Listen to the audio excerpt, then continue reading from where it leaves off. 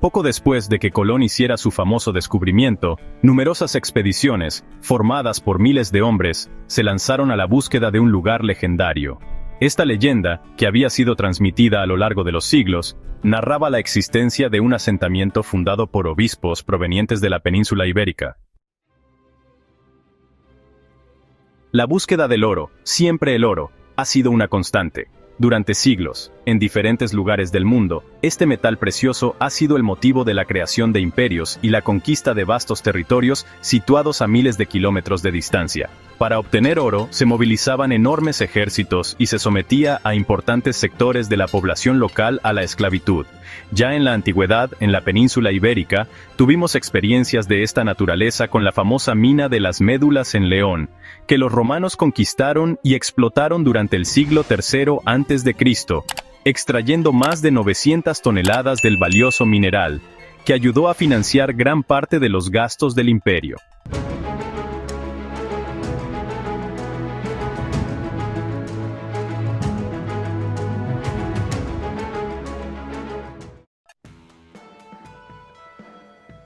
El oro motivó igualmente a muchos españoles a aventurarse en la colonización de América tras el descubrimiento de Colón en 1492. Sin duda, fue su principal motor para explorar aquel continente, todavía sin cartografiar ni explotado por los europeos. Poco parecía importarles la hostilidad de los pueblos indígenas o las dificultades del terreno. Los tesoros que encontraban, o que soñaban encontrar, tenían un valor que superaba cualquier amenaza, incluso la de perder la vida.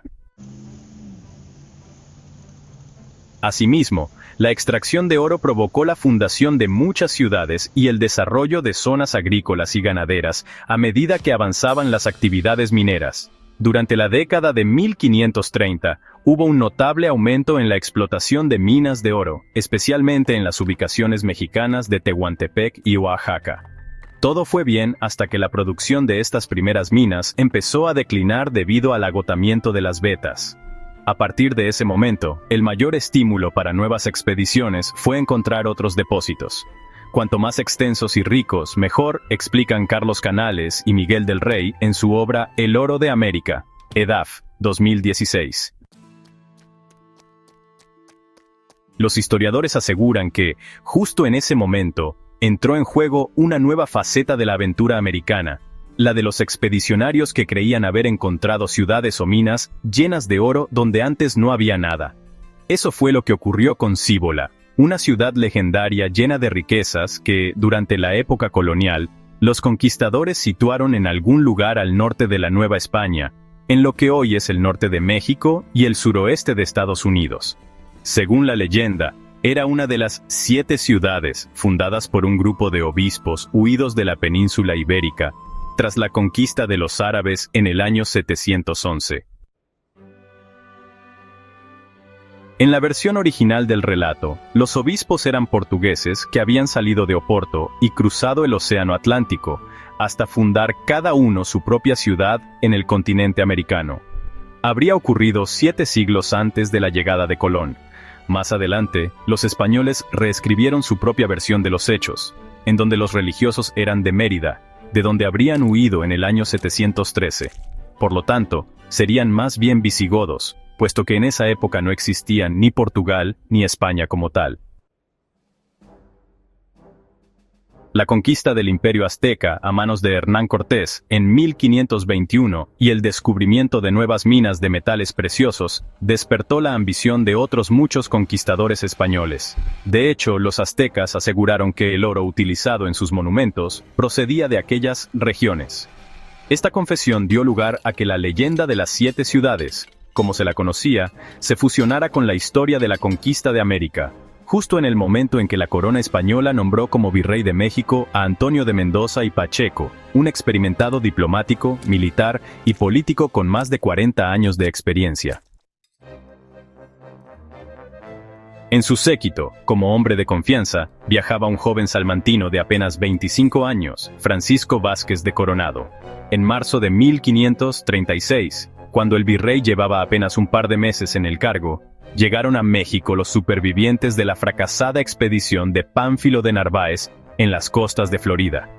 Eran Álvar Núñez Cabeza de Vaca y 3 compañeros, que llegaron primero a Culiacán y después a la Ciudad de México tras atravesar, desde Florida, todo el sur de Texas y parte del actual estado norteamericano de Nuevo México, bordeando toda la costa del Golfo de México. A su llegada, informaron con detalle a Mendoza de su largo y angustioso viaje, y mencionaron que habían escuchado hablar a los indios de ricas ciudades con casas altas, situadas en alguno de los países que habían recorrido. En especial, le hablaron de una ciudad bañada en oro en una región llamada Cíbola. Aunque advirtieron que ellos no la habían visto, el virrey envió una reducida expedición para confirmar su existencia. Puso a Coronado al frente y le acompañaron Estebanico, un antiguo esclavo árabe de raza, 3 misioneros franciscanos, Marcos de Niza, Honorato y Antonio de Santa María, y algunos indios mexicanos cristianizados. El pequeño grupo, con el objetivo de encontrar las míticas ciudades, partió de Culiacán en marzo de 1539. Pronto surgieron las desavenencias entre los frailes y Estebanico, puesto que los primeros iban con la intención de evangelizar y el segundo, para hacerse con el máximo oro posible y apoderarse de cuantas mujeres indias pudiera, para formar su propio harén. Cuando el negro escuchó de algunos nativos que existía una magnífica ciudad llamada Cíbola, decidió adelantarse con unos cuantos hombres a los frailes e intentar descubrirla por su cuenta, pensando ganar reputación y honra, cuentan Carlos Canales y Miguel del Rey.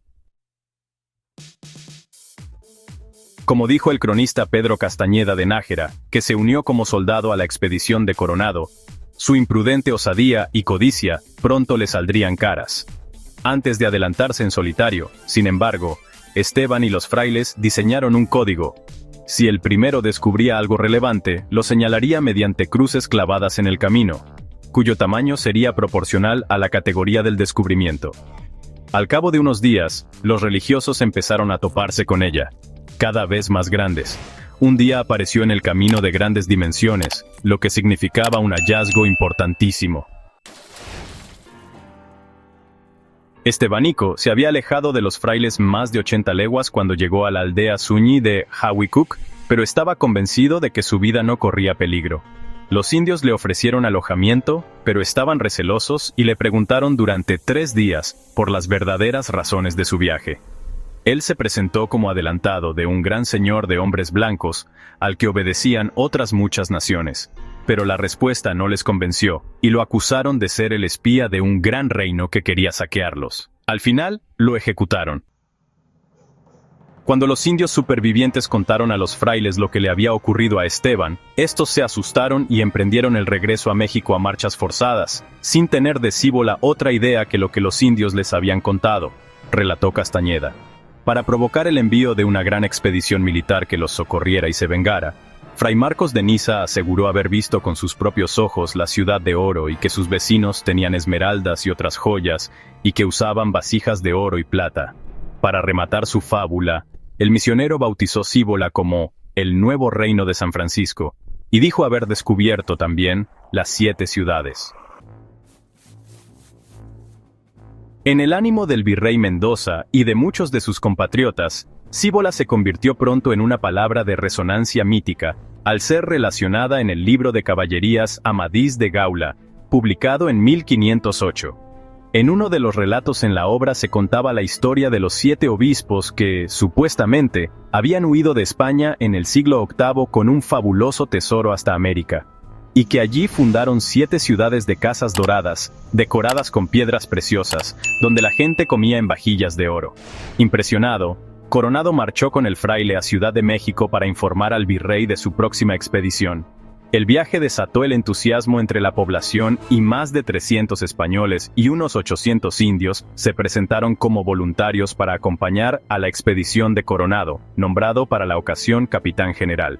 Como maestres de campo de la fuerza española, dividida en 6 compañías de caballería, una de infantería y otra de artillería, se designó a Pedro de Tobar, guardián de Juana la Loca, y a Lope de Samaniego, gobernador del Arsenal de Ciudad de México. También participaron en la empresa, además de Castañeda como cronista, algunas mujeres y religiosos, entre los que estaba el imaginativo Marcos de Niza. Aunque contaba con el apoyo oficial de la monarquía, la expedición fue financiada, sobre todo, por Mendoza, que aportó 60.000 ducados y Coronado, 50.000. y mientras se organizaban los preparativos, el virrey envió un destacamento de 15 hombres para inspeccionar el terreno. Este segundo grupo salió de Culiacán el 17 de noviembre de 1539 y, tras caminar unas 100 leguas hacia el norte, encontró en la frontera entre Sonora y Arizona unos indios que decían haber vivido en Cíbola. Luego continuaron hasta la actual ciudad de Phoenix, en Arizona, y siguieron la orilla del río Gila, hasta que las fuertes nevadas y las abruptas montañas les obligaron a detener la marcha y montar un campamento para pasar el invierno. Al no recibir noticias del destacamento de vanguardia, se pensó que los indios lo habían aniquilado para proteger el secreto de las enormes riquezas de Cíbola. Eso aceleró los deseos de partir de los hombres de Coronado, y el 23 de febrero de 1540, la expedición al completo partió de Compostela, capital de Nueva Galicia, a unos 600 kilómetros de Ciudad de México. Antes de emprender la marcha, el virrey pasó revista a las compañías y arengó a los hombres. Todos juraron sobre los evangelios que obedecerían ciegamente las órdenes de Coronado, recuerdan Canales y del Rey.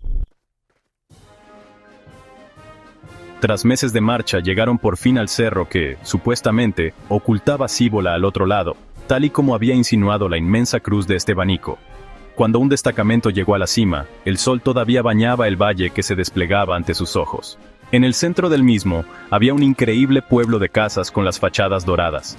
Descendieron a toda prisa para contar que, por fin, habían descubierto la ciudad de oro. Cuando Marcos de Niza escuchó las buenas nuevas, decidió escalar la montaña de nuevo para comprobarlo con sus propios ojos, y llegó la decepción. El nuevo destacamento llegó a la mítica ciudad, pero las viviendas no eran ni mucho menos de oro, sino un pobre vecindario formado por casas de adobe. Debido a la tenue luz del atardecer, los ojos de los primeros expedicionarios habían convertido el barro en oro, lo que causó una gran tristeza, decepción y cólera entre los miembros de la expedición. Pero como habían llegado ya demasiado lejos, Coronado decidió seguir explorando el territorio durante 2 años más. Aquel engaño fue la avanzadilla de la colonización que llegaría después, con la fundación de nuevas villas y la llegada de miles de colonos y misioneros a la región que hoy es el norte de México y el suroeste de Estados Unidos. Si esta exploración del pasado te ha inspirado, te invitamos a compartir tus impresiones en los comentarios. No olvides suscribirte a Legión de Imperios y unirte a nosotros mientras seguimos descubriendo las historias que nos conectan a todos a lo largo del tiempo. Hasta nuestra próxima aventura, donde la historia y la humanidad se cruzan para revelarnos la sabiduría eterna del pasado.